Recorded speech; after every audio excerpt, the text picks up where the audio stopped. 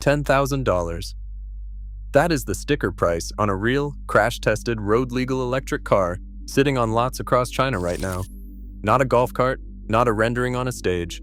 The BYD Seagull, built at a pace that would make Detroit dizzy, with real range, real safety ratings, and a factory floor that reportedly turns one out roughly every minute of the working day. For comparison, the cheapest new EV you can actually buy in America starts north of $30,000. Now go find the Seagull here. Walk into a dealership in Ohio and ask for it. Try Texas. Try California. You will not find it because there is not one showroom, not one lot, not one single car for sale anywhere in the United States. There never has been.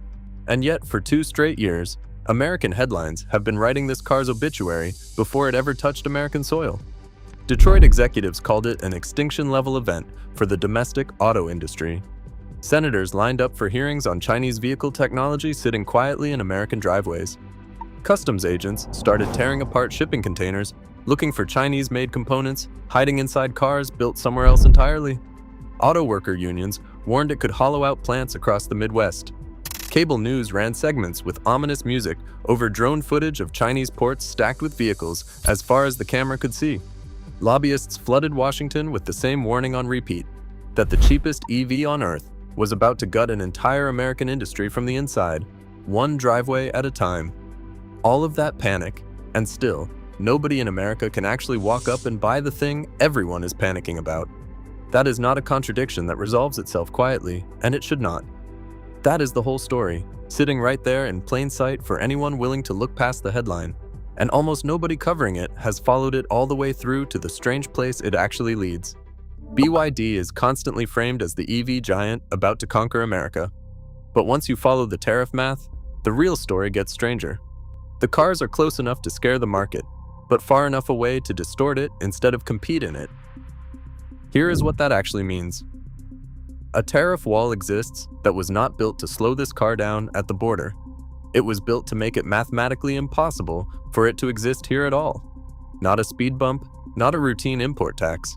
A wall constructed for one purpose, to guarantee that a $10,000 car can never quietly become a $12,000 or $15,000 car on an American lot. Picture that price on paper, doubling, then doubling again, before the car even clears a port. It becomes something closer to $20,000 before a ship touches an American dock, and that number is still before freight, before compliance testing, before a single dealer marks it up another dollar for profit. So the panic headlines are not wrong that something enormous is happening. They are just aimed at the wrong fight entirely. Nobody is racing BYD to the bottom of the price chart in a USA showroom because that race was never allowed to start in the first place. The real question, the one nobody in those headlines is asking, is what happens to a market when the world's cheapest EV maker is close enough to terrify every boardroom in the industry and still permanently blocked from ever showing up to actually compete for a single customer. Because a wall that keeps a competitor's cars out does not automatically keep its effects out with them. Prices still move, investors still react. Entire product roadmaps still get rewritten around a threat that, on paper, cannot legally reach American shores. To understand how that is even possible, you have to go back to where this particular wall actually came from. Because the United States has run this exact experiment before, on a completely different vehicle, for a completely unrelated reason. And the results quietly reshaped an entire category of the American auto market for the next 60 years, in ways that are still sitting on dealership lots today, wearing a badge nobody thinks to question. Here is the wall, not a fence. A wall. Right now, if a car is built in China, the United States adds a giant tax on top of its price, just for crossing the border. For electric cars, that tax is about 100%. That means whatever the car costs back in China, add that same amount again, just to bring it here. A car that costs $10,000 does not become $12,000 in America. It becomes something closer to $20,000 before it even reaches a dock. This is not a normal trade rule. Normal trade rules slow a product down a little. This one was built to stop the product completely. It is not a speed bump, it is a locked door, and it only applies to cars, batteries, and parts stamped as coming from China. Build the exact same car somewhere else, and the tax disappears. And America has built a wall exactly like this before, in a completely different corner of the auto industry, for reasons that had nothing to do with cars at all. Back in 1964, the United States and Europe got into a fight over chickens, not cars. Europe put a tax on American chicken, so America hit back, and it put a 25% tax on foreign trucks. The chicken part of the fight ended years ago. The truck tax never did. It is still here today, 6 decades later. Not a footnote. Current law. Think about what that means. For 60 years, almost no foreign truck maker could sell a truck in America without paying a huge extra tax first. So most of them stopped trying. That left American truck makers with almost no real competition. And when a company faces no real competition, prices do not have to stay honest. That is one reason a fully loaded pickup truck today can cost $80,000, and almost nobody blinks twice. There is nothing cheaper sitting next to it on the lot to prove it could be built for less. Call this pattern by name because it is about to happen again with a different product. Call it the tariff illusion. A wall goes up to block a scary competitor. The competitor disappears from the lot, but the fear that competitor created does not disappear along with it.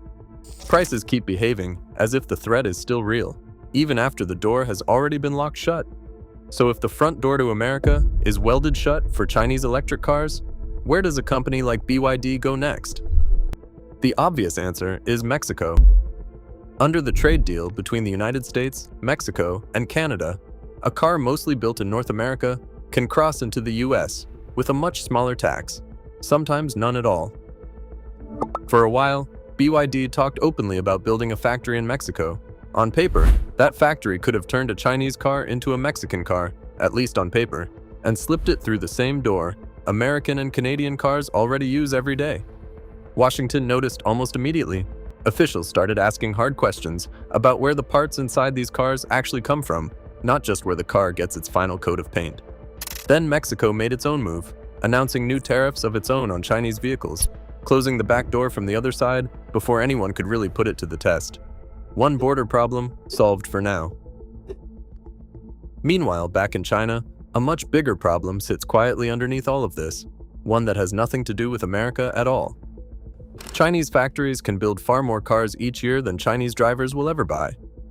Some estimates put yearly factory capacity above 50 million vehicles, while buyers at home only take home around 23 million.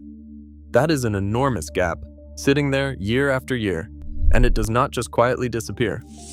Those extra cars have to go somewhere. That is why Chinese exports have been climbing fast, with millions of vehicles shipped overseas in a single year, and the number still rising. Ships get loaded faster than ports can even unload them. The wall keeps those cars out of America directly. It does nothing at all to stop them from flooding every other market on Earth instead. You already know the number. $80,000. A fully loaded pickup, nobody blinking twice. What you have not seen yet is the ladder built to reach it. Walk onto an American Ford lot and watch it climb, trim by trim, from a bare work vehicle in the low 40s to a leather-wrapped, chrome-loaded Platinum Edition, pushing past that same $80,000 line.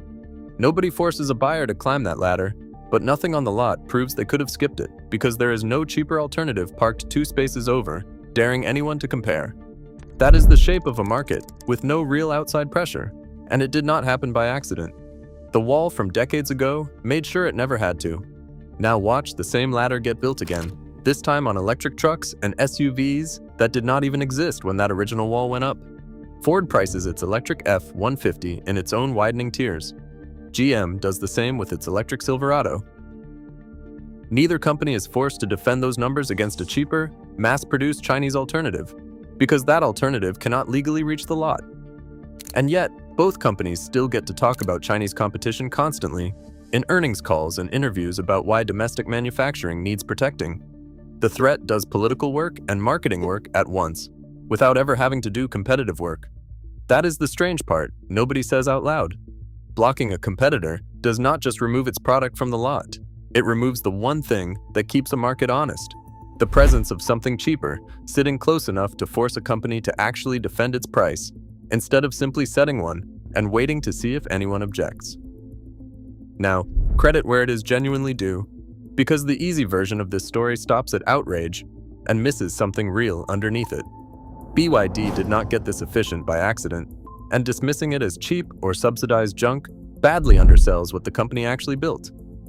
It makes its own batteries, It designs its own chips. It controls more of its own supply chain, start to finish, than almost any automaker on the planet, which is exactly why it can sell a real, safety-rated electric car for a fraction of what it costs anyone else to build one. While dozens of smaller Chinese automakers sit on production lines running far below capacity, the handful of serious players, BYD chief among them, keep their factories running close to full, quarter after quarter without pause. That is not a subsidy trick.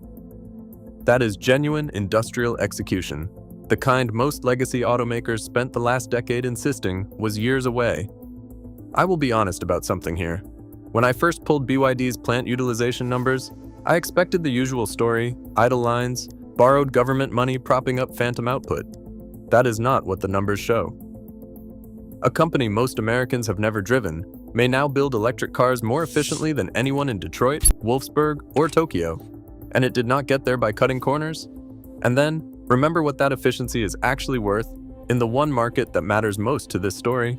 Nothing. Not one sale, not one showroom visit, not one comparison sheet on a salesman's desk. All of that manufacturing brilliance, and it cannot put a single car in front of a single American customer. A buyer standing in a Ford showroom has never heard of it, will never cross paths with it, and has no way to know a cheaper, better engineered option exists just across the southern border. Being the best builder in the world means exactly nothing to someone who is never allowed to see what you built. That gap between how good the product actually is and how invisible it remains here is the whole engine driving everything else in this story. A company this efficient does not simply accept being locked out of the largest car market on Earth. It sends that capacity everywhere else instead, and the real question stops being where those cars are going. That part already has an answer. The real question is what a company selling this well, everywhere else on the planet, quietly does to the price of the car already sitting in your own driveway, built by a manufacturer that has never once had to prove it could go any lower. Start with the evidence, because the answer to that question is sitting in plain sight if you know where to look, far from any American headline. Europe now sees fleets of these cars rolling off ships every month. Badges most American drivers have never even heard of parked outside grocery stores in Berlin and Amsterdam. Canada opened a narrow legal lane, and Chinese brands walked straight through it. Latin America and Southeast Asia, entire regions with no equivalent wall, are absorbing whatever volume the United States refuses to let through its own ports. None of that shows up on an American sticker, and none of it needs to, because the pressure it creates does not require a single sale here to work. Here is the part almost nobody follows all the way through to the end. Selling abroad is not a backup plan for a company like this. It is closer to the whole plan. Vehicles sold outside China have reportedly carried meaningfully fatter profit margins than the ones sold at home, where a brutal price war has been eating into every automaker's numbers for years. The export math is not a nice bonus sitting on top of a healthy domestic business. It is closer to the business itself, the part actually funding survival back home, and every wall that keeps that math intact anywhere else in the world only strengthens it further. All of which brings the story back around, full circle, to the one wall that mattered most from the start. The wall guarding this specific market and nothing else. Every quarter this keeps happening, Wall Street watches an EV maker outside America undercut, outbuild, and outship its Western rivals. In every single market it is actually allowed to enter. Investors do not need BYD sitting on a Chevrolet dealer's lot to price that threat into Ford and GM's stock. Boardrooms do not need a single American test drive to feel the pressure when they set next year's EV roadmap. The company never has to win a single American customer to already be shaping how confidently American automakers can hold their prices, and how nervously their investors watch every earnings call for the first sign of falling behind. That is the whole mechanism, finally sitting out in plain view, after all the tariffs, chickens, trims, and factory floors. Call it the tariff illusion, because that is exactly what it is. A wall goes up, loud and total, built to convince everyone the threat has been solved. The competitor genuinely cannot sell here. That part is completely real. But the fear that competitor created never actually leaves the building. It just changes shape, from a car parked on a lot into a number sitting on a spreadsheet, and it keeps doing its work quietly in boardrooms and earnings calls long after anyone stopped expecting it to show up in a driveway. Go back to where this whole thing started. $10,000, sitting alone on a screen, no context attached to it yet. That number was never really about a car anyone in Ohio or Texas was ever going to drive home. It was never really a product story at all. It was the number that convinced an entire industry to behave as if the fight was already happening years before it was legally allowed to. The cars are close enough to scare the market. They remain far enough away to distort it instead of ever having to actually compete in it. And that gap, not the tariff itself, not the chicken, not the trucks, is the real story, quietly sitting underneath every panicked headline ever written about this company. So here is the question nobody in Detroit wants asked out loud, and nobody in Washington has really answered either, no matter how many hearings get scheduled about it. If the wall holds, if not a single one of these cars ever legally crosses onto an American lot, does any of that actually matter anymore? Or has the fight already been fought and quietly decided somewhere else entirely, in prices nobody ever had to lower, on lots where the real competitor never had to show up at all?